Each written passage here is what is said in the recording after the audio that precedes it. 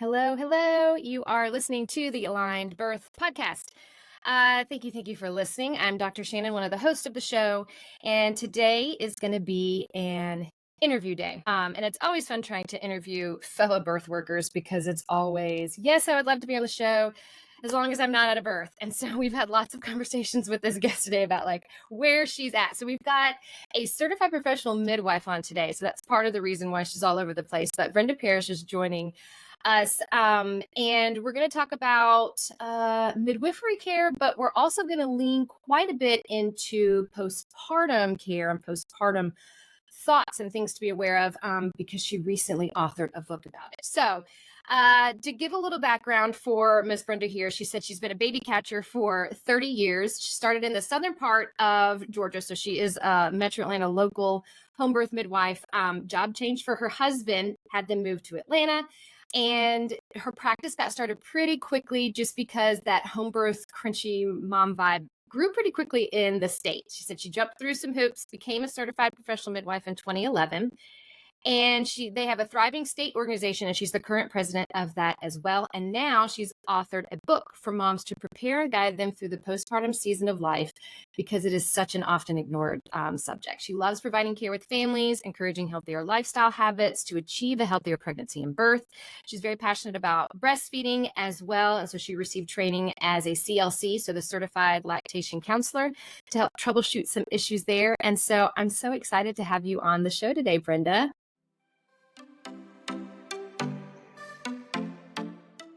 Welcome to the Aligned Birth Podcast. I'm Dr. Shannon, a prenatal chiropractor. And I'm Rachel, a birth doula and childbirth educator. Together, we're here to bring you conversations about pregnancy, birth, and motherhood. From cesarean to VBAC, hospital to home births, we've experienced it all. We are high school friends who reconnected through our shared passion for health and birth. As moms to two young boys, we've both changed careers after our own transformative childbirth experiences. Join us as we discuss the importance of a healthy body and mind throughout pregnancy, birth, and into motherhood. Our goal is to provide fun, interesting, and helpful conversations and interviews that inspire learning. When your body, mind, and intuition are aligned, you can conquer anything. Sit back and relax, or grab a notebook and take some notes, or maybe listen as you enjoy a walk. However you choose to listen, we hope you enjoy this episode of the Aligned Birth Podcast.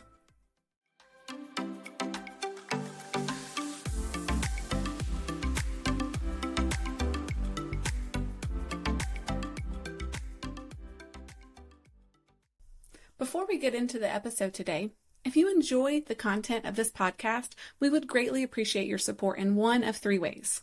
First, leave us a review or give us a 5-star rating. Your feedback helps us reach more listeners and make a bigger impact. Second, you can sign up for our newsletter. By doing so, you'll be the first to receive new episodes and exclusive bonus resources straight to your inbox each week. Lastly, you can become a direct listener supporter. Running this podcast requires significant time, effort, and resources. Your contribution, no matter the amount, helps us continue providing valuable content to a wider audience. Simply use the links in the show notes to make your donation, sign up for our newsletter, or leave us a review. Every contribution matters and is sincerely appreciated. If the Aligned Birth Podcast is a part of your weekly routine and you love what we are doing, please consider supporting us through one of these three options. Your support will create a ripple effect, allowing us to reach more listeners and make a lasting difference.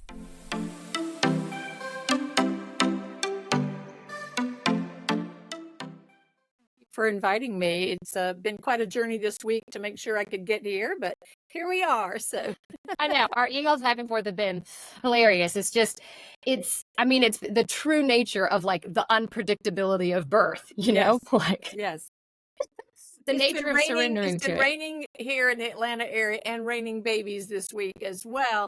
Because in checking in with some of the other midwives, I'm finding out that they also had two moms in labor at the same time all week long. So it's been rather eventful week and exciting and a lot of missed sleep, but Yeah, Yeah. I know. You were like, "I'll be here. I just don't know if I will have had any sleep." Because I know you weren't even at home last night. You said you were spending the night close to a mom who might be having a baby, and you're kind of traveling back and forth. Yes, That's the nature of we still don't. So we're still waiting on but that still one. don't. Yeah, still waiting on that baby. So give me some insight. You said you've been doing this for 30 years. Give me some insight to what brought you into the midwifery world and why Yeah, this I career for you. I had a really different midwifery beginning than a lot of people do. First of all, we have 3 children of our own, and my husband and I experienced some fertility issues for about 9 years. So we adopted our first child, a son, and then 3 years later we had a daughter the old-fashioned way, and then another daughter about 3 years later, again the old-fashioned way.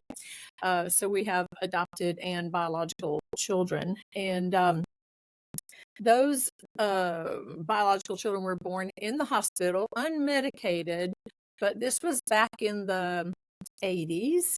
And I would not call anything about those births natural, even though they were unmedicated, because there were a lot of things that are available today that were not available then. And I felt like the hospital had a definite attitude that my babies belonged to them and not to me.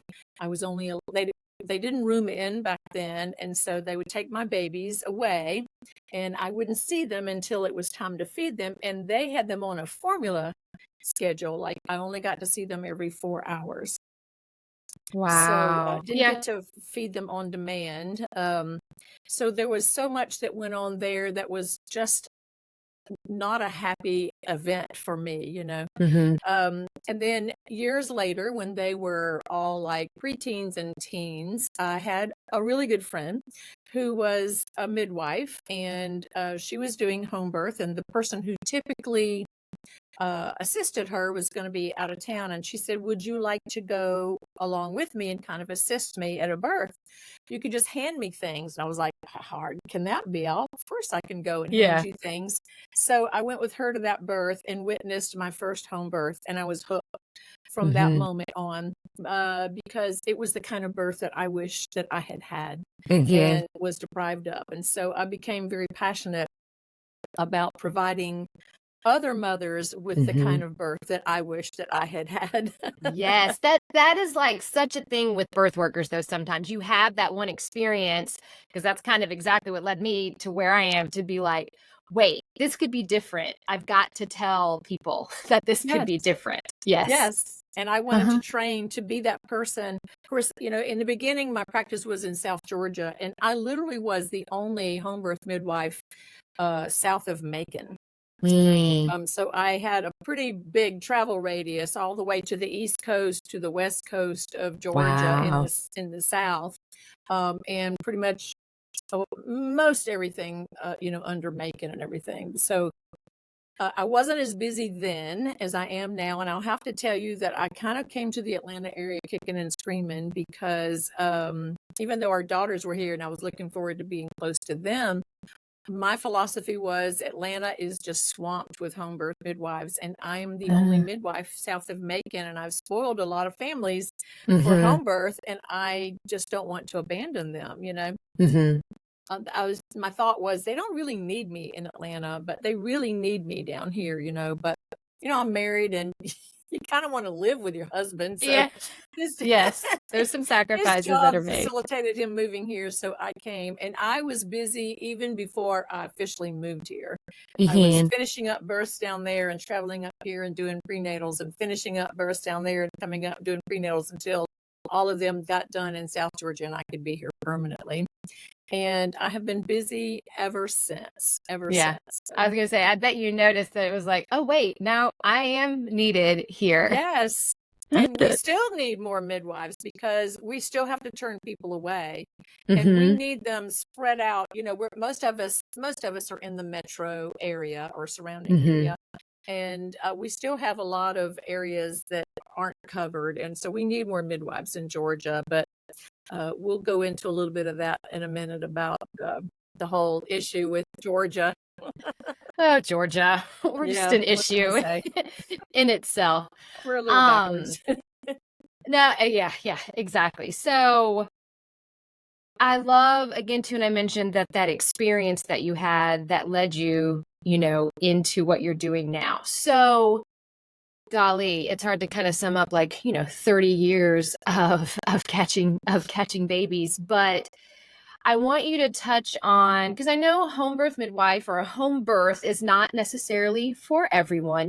I get that, and I almost have I don't know if I'd say a 50-50 split in the office of the moms that I work with or who are doing a home birth who aren't. But with what you've seen, what are some things that you've kind of learned from moms over the years as you've been catching babies?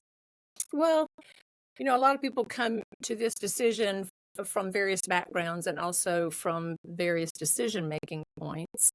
And some of them come out of fear, and that's not always the most ideal client, to work with. You want them to be running towards something because it's what they desire and they're well prepared for that. And not all moms really are. Some of them just have been so scared of the hospital and what the hospital does and provides, and traditional allopathic providers and that kind of thing. And that's not really the best place to be because, as a midwife who provides care for mothers and are hopefully low risk mothers and low risk babies, that's what we excel at, is low risk mothers and low risk babies. So I, have come to the place where there is a definite need for and a place for hospital births and more, if you want to call it allopathic care, anyway. But so I don't really believe that home birth is for everyone. I want them to be here because it's their first choice, but I also want there to be some balance in there, in that if their path of birth takes them in a different direction than what we were hoping, that they're open to the fact that their birth may need to transition to a different kind of care than what we can provide for them safely at home. Case in point, the birth that we had this week that she just delivered last night in the hospital, vaginally, thank the Lord. But she'd been in labor for more than 48 hours. Water broken, GBS negative, which was, I'm thankful for that. Yeah, definitely. But just not progressing, and had been throwing up pretty much from the very first contraction. So for her and her situation, an epidural was a gift because it allowed her to sleep and rest and quit throwing up. And some added Pitocin, finally got that cervix opening up where she could have her baby vaginally. So I'm very grateful for what they offer, but I'm also very passionate about what we offer as well. Yeah. Well, and I think you've got to have that skill set to say, yes, this is, we're working with the normal physiological birth. Yes. But to have that skill set, like we were saying, and that training and that knowledge to be like, okay, we need some sort of intervention here, some sort of help here as well, too. And helping moms navigate the unpredictability of birth. I mean, I think that's sometimes, in dealing with moms, that's always seems to be the biggest thing. I don't know, you just don't know. And it's you got to be okay. And you try to prepare them for that, in the prenatal appointments. We talk about the possibility, and honestly, most midwives will tell you that first-time moms, there's a higher incidence of first-time moms transferring in than a mom who's had some babies before. You're going to have a lot longer labor, and it may or may not be dysfunctional, but it's going to be longer. And sometimes they just get tired and they're just done here. Yeah, I'm done. Yeah. There's no shame in that. There's absolutely no shame in that. No midwife worth her salt, should try to shame anyone or say that it's inappropriate, because it's the mom's birth and she gets to call those shots. Exactly. Yeah. You're doing what you can to support them in every way possible. What are some things that you do wish that moms knew about birth? I mean, I know we kind of chatted a little bit about there, but if there's things that you've seen like over the years too, where it's like, oh, well, if there's like a nugget of information, you know, I wish you knew this about birth. Well, I could probably build a wall with those little nuggets, but All right. well, you know, it's gonna hurt. Yeah. And having a baby that, and you'll love this, that having a baby that's well aligned, Yeah. it can make or break the way your birth goes. Mhm. And that is something we talk about heavily in, you know, prenatal care. I always tell them my own story about chiropractic care with myself and our children, and stories, you know, from clients, you know, and sometimes they wait and want to go like toward the end when that baby's malpositioned. They finally get around to getting prenatal care with a chiropractor, and then the chiropractor has their work cut out for them to Yeah, try we to do. correct issues at the last minute, you know, that probably needed a good 6 months or so to try to correct and stuff. So I really think chiropractic care is a huge piece of this picture, and getting a really good, solid childbirth class under your belt that prepares you with some coping measures, lets you know what a normal newborn does and what they look like and what's normal and what's not normal. And we have some discussions about preparing, you know, for postpartum. And is somebody going to come into your home and help you? Do you have friends or a mother or relatives or a neighbor? Anybody? Is your church going to do a meal train for you? Is there somebody going to be there with your other children if it's not their first child, you know? So having those discussions, I think, is critical for heading into a birth fully armed and, you know, fully ready to take on the task.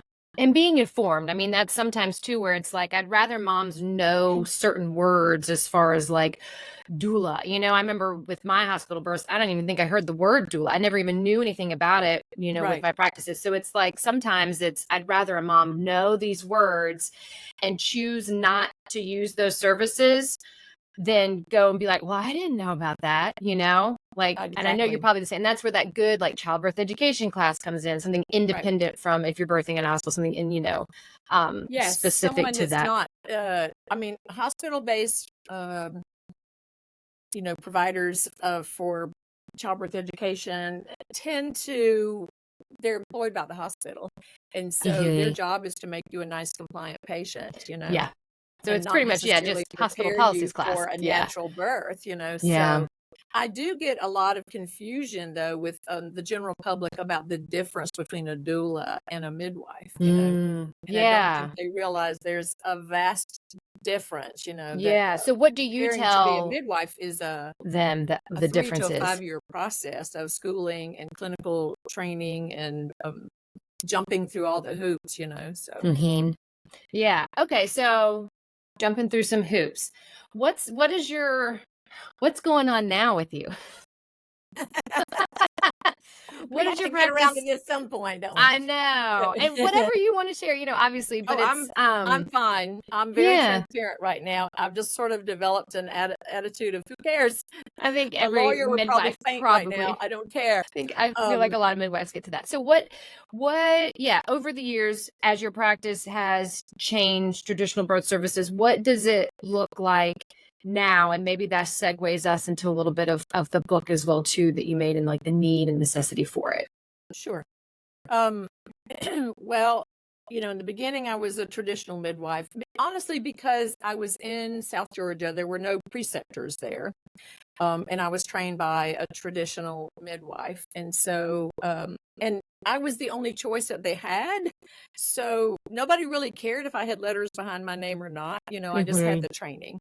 But when I moved to Atlanta, I realized that I was going to be competing in the market against midwives who were certified. And so I felt like that was important. And I had multiple mentors then that walked me through that process, and spent some time in El Paso at a birth center, did an internship there, and attended every workshop across the whole United States that I could attend, to learn the hands-on skills. Went and worked with several homebirth midwives, and stayed with them for periods of time to let them train me until I could, jump through the hoops with NARM, which is our certifying body, and become a certified professional midwife.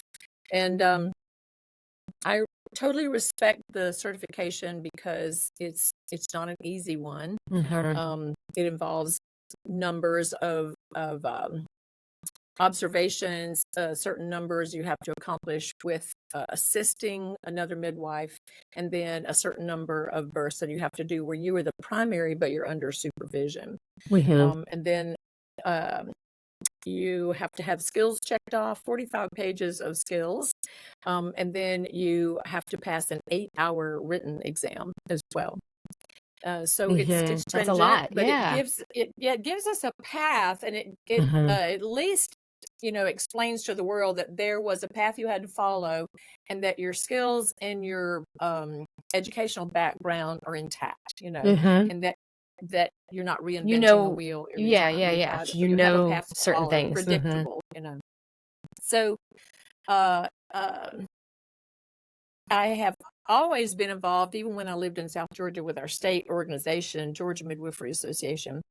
And I have practiced easily and transferred mothers in as necessary. I have several hospitals that have been my favorites, to transfer into because the reception was always kind and respectful, and my mothers got what they needed. The charge nurses loved me because I would call ahead and let them know what was coming, and fax records to them so that they, had everything they needed to pick up care for that particular mom.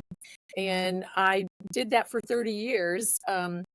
So the CPM, Certified Professional Midwife, is a national certification, and they are licensed in 39 states now here in the United States. They're licensed in Florida, Alabama, Tennessee, South Carolina, all the surrounding states, but not Georgia. So I think as long as you do a good job and basically stay off the radar, it really hasn't been too much of a problem. But the way the statute is stated right now, legally for us here in Georgia, we are all practicing illegally. We are all taking a risk every time we take a client, and every time we do a home birth, and every time we transfer. We are taking a risk with our life and our career. And so back in May, I transferred appropriately a first-time mom, to a hospital. We won't mention which one.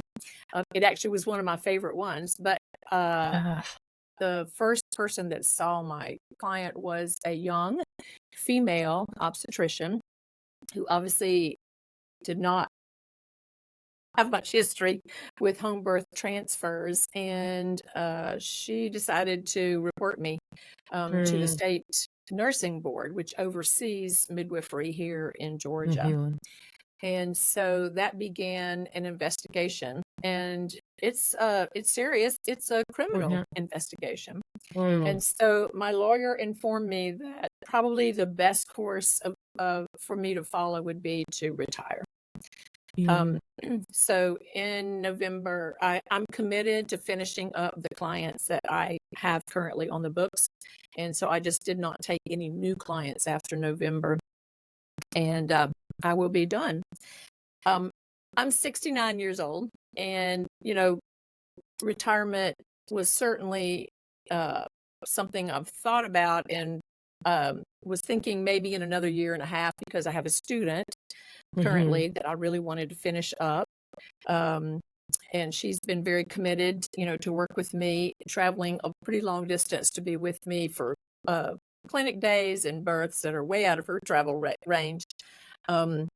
So she's had to find a new preceptor to work with, and that was difficult for me. But here's the thing. A lot of these CPMs here in Georgia are young, and they haven't been practicing very long. they're just starting their careers. Mine was on the tail end, and they have invested a lot of money in getting their degrees. They've invested a lot of time and money in babysitters and traveling and being an apprentice with a midwife. And you can't hold down a job when you're an apprentice because you have to be available all the time. So they have foregone other jobs and other income while they're working on becoming a CPM. And so they have so much more to lose than I do. Because if this happened to them, their career is over, basically. And they're just starting out. I'm finishing up and they're starting out. And so they have a lot to lose. So every year, as long as I remember, we have introduced a bill to the legislature here in Georgia. Georgia has a 45-day legislative session starting in January every year. And in order to get a bill passed, it has to be introduced in either the House or the Senate. It has to go through a process of submitting it to a committee that would be an appropriate committee. They have to have meetings and discuss it and hearings and all the things. And then if they decide to, they can present it to either the House or Senate, whichever one you submit it to, for a vote. And then if it passes, then it goes to the other house. And you have to start that process all over again for the House and the Senate, the state House and state Senate. And you have to get that all done in 45 days. So it's not an easy process.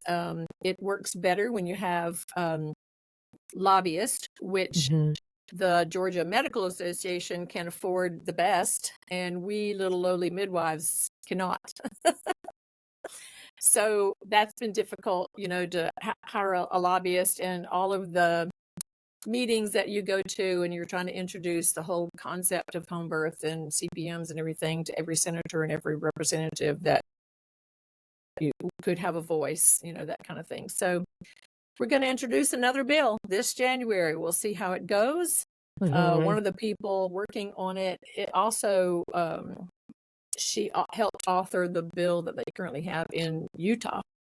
So, she's got the wording down pat and is probably hoping to pull from a lot of what they did in Utah for us to have a good bill as well.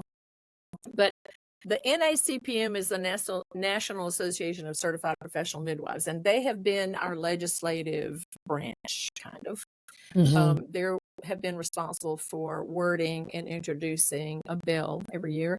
And we have a Georgia branch of that. So I would suggest that people look that up online. I was just about to say, what can we do? Yes, and I see this. I feel like Missy Burgess, does she do a lot with this? Well, she's been the president, but right now, Lindsay Hughes is. Okay, because I know these names and I see these words, and it's like, okay, what can we do? To help those Georgia midwives. When you first pull up their website, you can put your email in so that you get updates. So you will know when a bill is introduced, you will know the bill number, you will know when it's time to contact people. So that is probably the most important thing that anybody could do, is go and just sign up for updates by putting your name in there and being on their email list. There is another link you can click on for contributions to help us pay for a lobbyist, because they're not cheap. So there's two ways that a person could go about, helping to get a different bill available here in Georgia. It's high time, folks. I mean, it's ridiculous. It really is. So. It is. And like, I kind of have tears in my eyes just listening to your story there too, for how long you've been doing it. And you think of all the moms and the births, because, I don't know, birth transforms you. And when you feel supported in that birth, that impacts not only the birth, but the postpartum, the newborn, the parent, everything. And so all that impact, I feel like it transcends just birth. You know what I mean? Like it's bigger, and so women either are healed in their births or they're traumatized in their births. There's not a lot of neutral in there, Exactly. God, I had this conversation last night in the office, and we were talking about the number of women, because she's a counselor as well and deals with trauma, and it's just how that's just tough, how traumatic it can be, but it doesn't have to be, right? Right. With that support. Okay, so I'll get the links. I'm going to put the links to the show notes Yes. in there, and so that people can follow and I don't know, help to make a difference for our midwives, for those low risk normal physiological births. We've kind of spoiled them here in Georgia by giving them their home births without a lot of responsibility on their part. We're the ones that are taking on all the risk, and they're getting their home births because we're basically defying the law, taking on the risk, and giving them their births whether we're licensed or not. But they don't realize how close they are to losing their providers. Yeah. Ugh. Well, that's so tough. So, did you have this thought in mind with this postpartum guide? Was this something you already had in mind that you wanted to do, and this just pushed it a little bit sooner, or how does you're like, well, all right then. I love postpartum care. I love it. I love going back into the home and really tweaking what's going on with breastfeeding. A mom is already having sore nipples, and we're like, okay, well, we've talked about this latch, but let's get the baby latched and see what we're doing here, and really helping them with that. And it's like you get a great latch and they look at you and like, oh, that doesn't hurt anymore. And you're like, eureka, I love it. I absolutely love it. So here's what's crucial. What you just said though, too, is you're going to the home. Yes. And you're like, can you, that's the kind of care we need. I was going to say, speak to what does the prenatal care, you probably have a lot of in-home visits because that's where the birth is going to be. It's that in-home care. So you're meeting that family in that comfort and space. And then you continue into the postpartum, which you're probably seeing moms way earlier than they would in a traditional OB where you just go in and I feel like you just sit on a table and they clear you. There's nothing else to it. So I'm sure that's why the postpartum feels so good to you.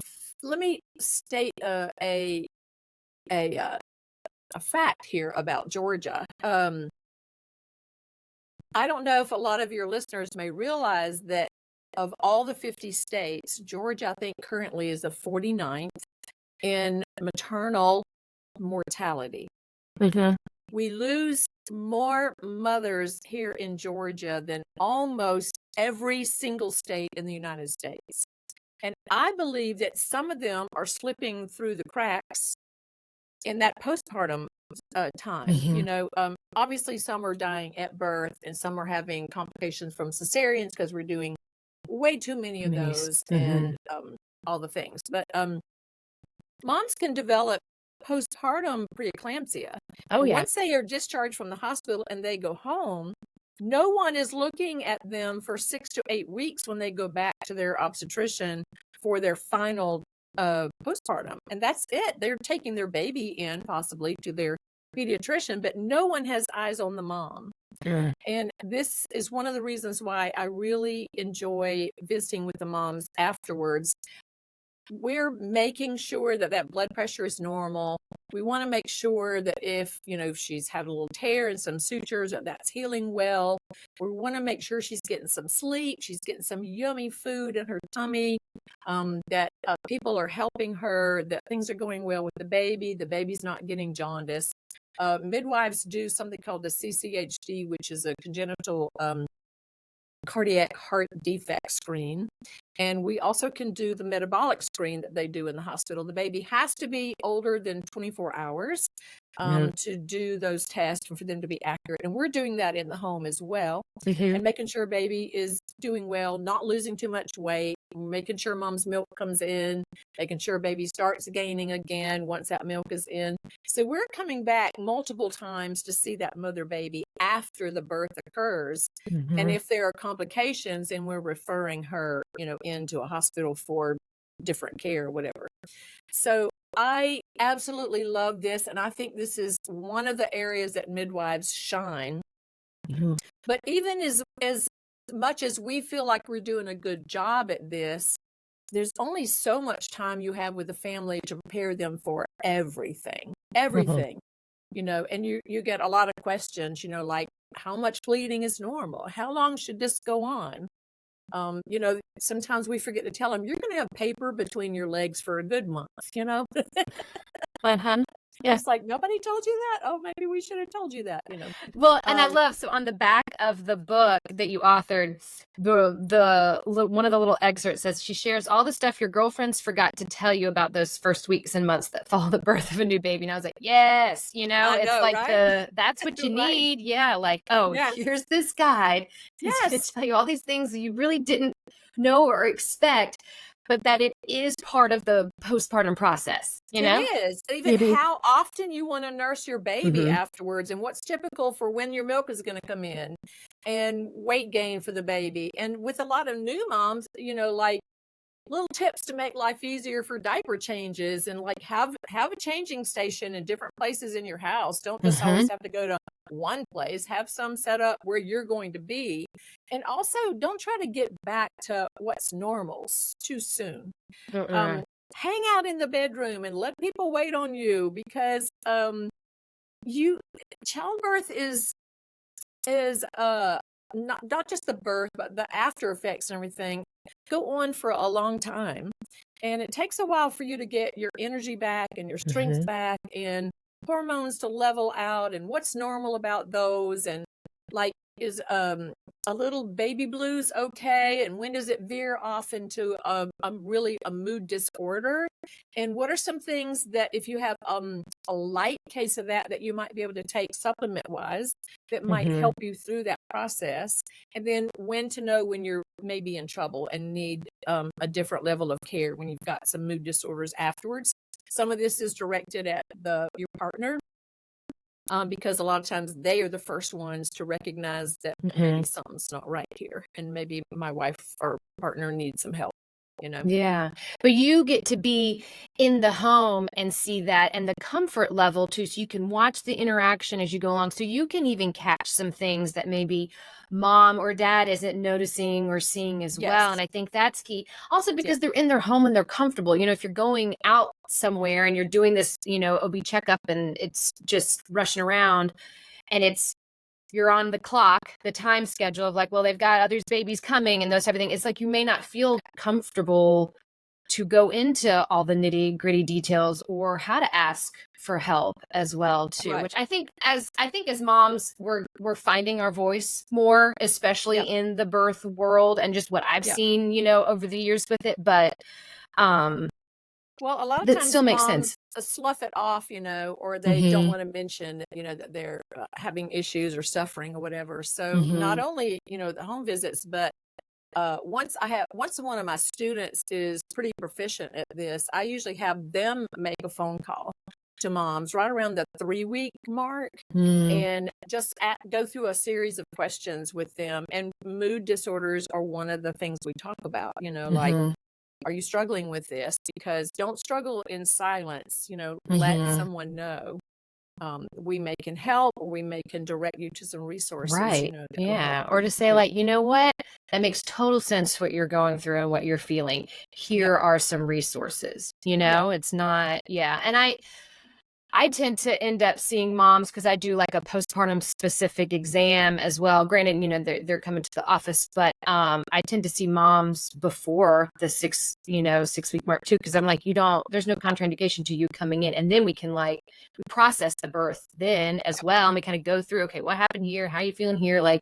All of those things. And I think those little touch points with postpartum are so important. I want to show, okay, so we do put this up on YouTube.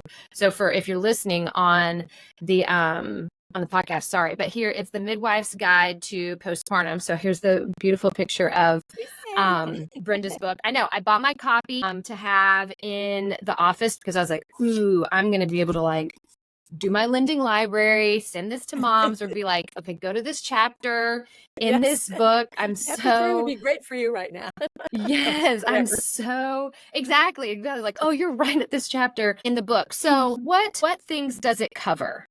And also the aspect that postpartum is not just, 6 to 8 weeks. Like when I'm looking at postpartum care with the mom, I'm almost in like, this is a whole other trimester, and then even after that, to me, postpartum is forever because my body is forever changed. And so when we're doing any sort of exercise or anything, it's just, I'm completely different in a good way. So I've often called it like instead of coming back, it's the comeback. It's more of like, I say I'm coming into like, I'm a new person in like a good way. So this guide, hopefully you're talking a little bit too, as far as like, it's the beginning of postpartum, so those first few weeks, what chapters, what things does it go through?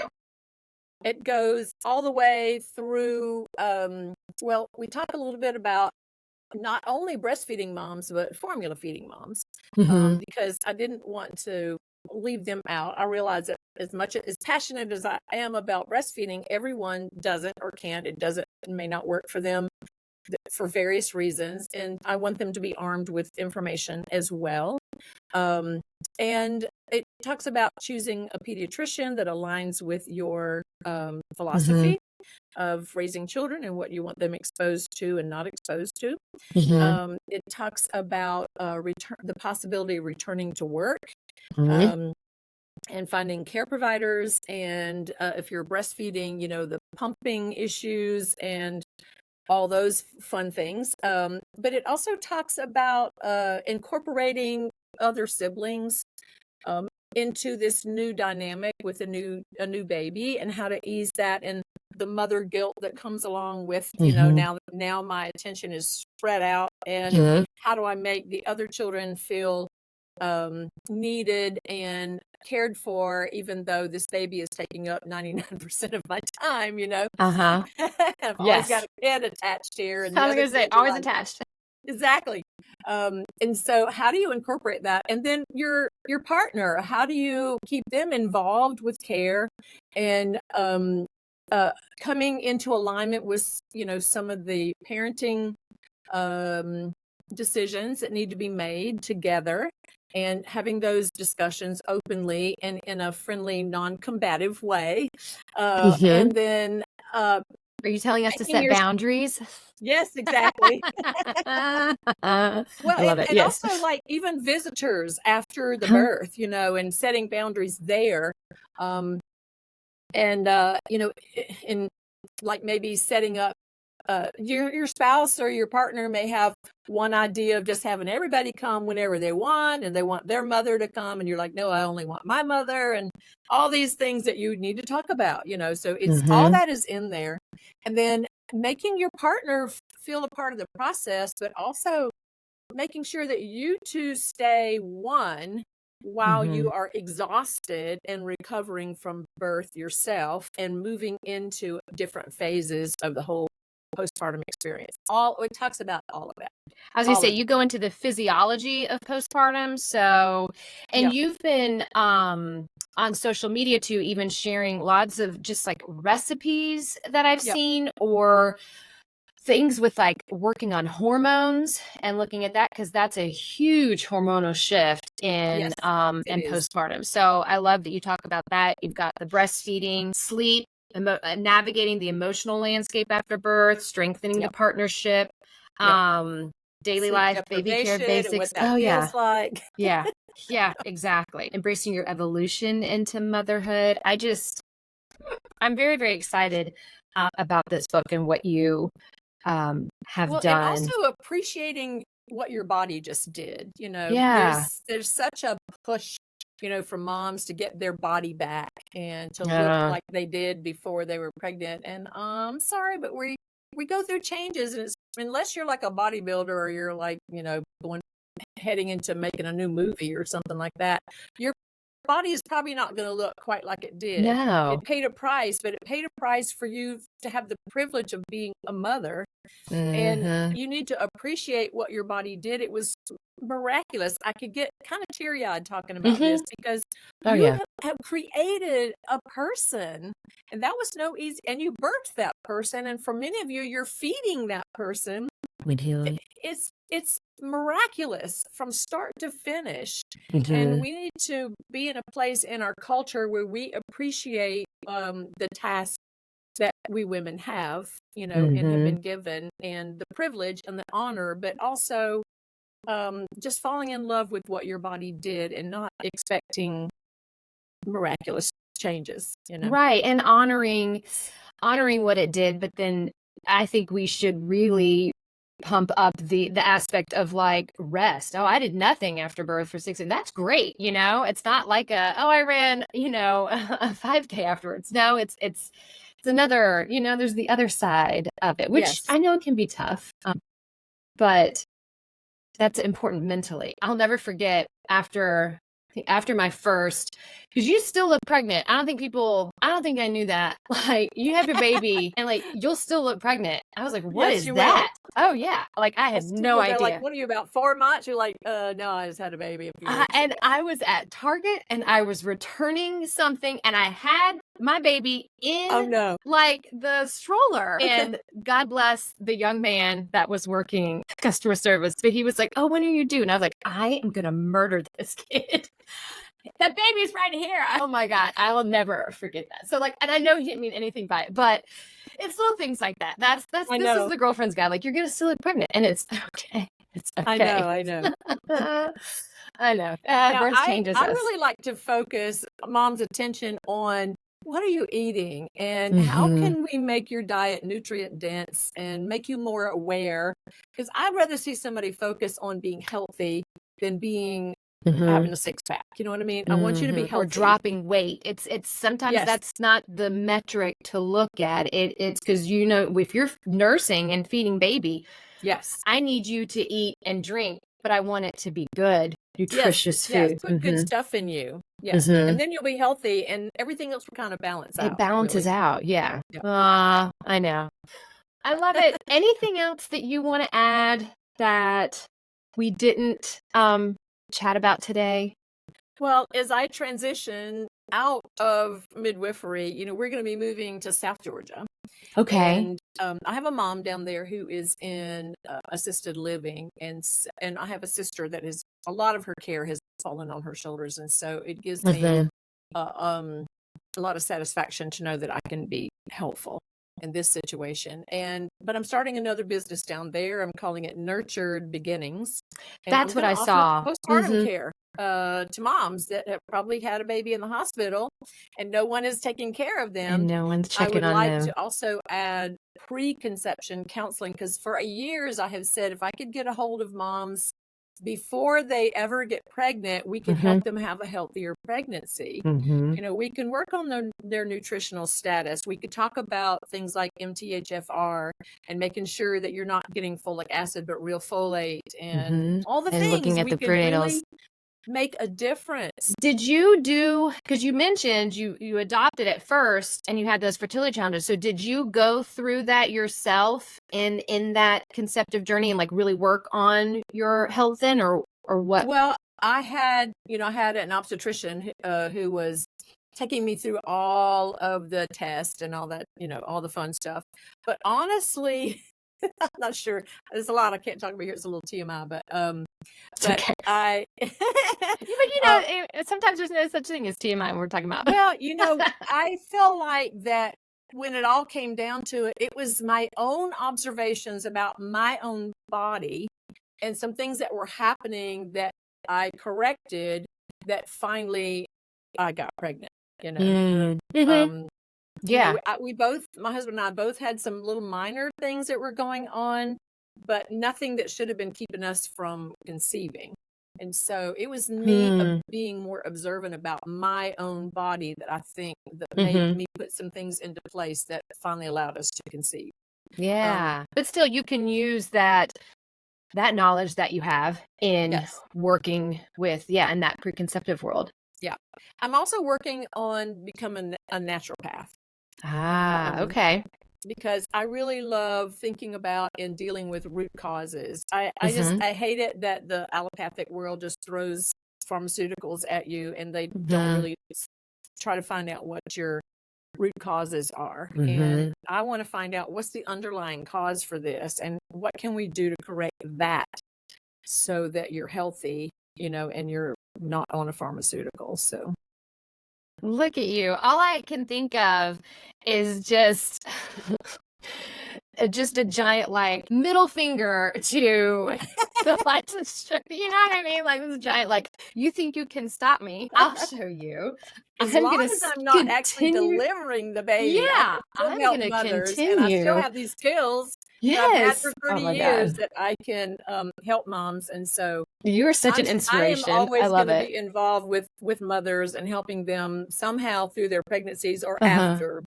I have more books in my head, so Of course you do. Well, I am here for it. I am here for it. This is such a treasure, friend. I'm so glad that we got to chat. So sorry to the mom who is still in labor, but we appreciate Brenda being able to join us today. it's all right. She knows this is her habit. It's not our first baby together. So. Yeah, there you go. So we've done this dance before. Yes, we have. Okay, so list out, you mentioned Nurtured Beginnings. That's where people can is that where people can find you, reach out to you? Is that Yes. on Instagram only? Do you have a website? I do have a website, yes. And Okay. it has some information on it. It also just has a, coming in January 2025 or whatever. So Yeah. Okay. I just want to link that there. I'm going to link to where folks can purchase the book as well. Yes. And yeah, all the ways that people can reach out to you, and then ways that people can really impact the birthing community in Georgia, because you shared some very, very scary, sad, infuriating news statistics for Georgia. So we've got some work to do, and I am so thankful that you are part of the work that we're doing. So thank you again. Even though I'll be in South Georgia, I guarantee I will be here in January for those hearings for that new bill. And I will be talking to the committee members and telling them what happened, and just telling them, look, guys, quit playing around. We need a bill. We need a law. Yeah. I know you will. Again, thank you so much. You're so welcome. Thank you for the work that you do. You being here. I have such passion for people getting chiropractic care. It's amazing. It makes all the difference. I love the birth worker world, and I love, definitely being a part of it. And so, again, thank you so much. Thank you. Tune in, friends, every Wednesday for a new episode.